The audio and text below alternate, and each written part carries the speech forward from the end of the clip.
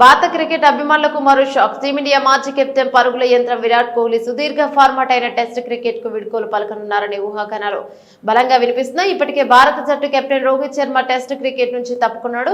ఈ నేపథ్యంలో కోహ్లీ కూడా అదే బాటలో నడిచేందుకు సిద్ధమవుతున్నట్లు క్రికెట్ వర్గాల్లో చర్చ జరుగుతుంది.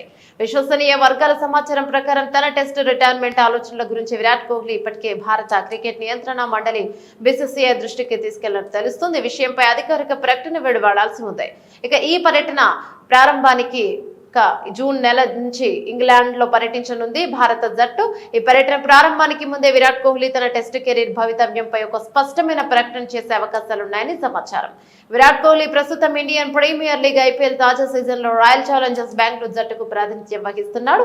అంతకుముందు విరాట్ కోహ్లీ, రోహిత్ శర్మ, రవీంద్ర జడేజాలు కలిసి అంతర్జాతీయ T20 ఫార్మాట్ లో కూడా వీడ్కోలు పలికిన విషయం తెలిసిందే.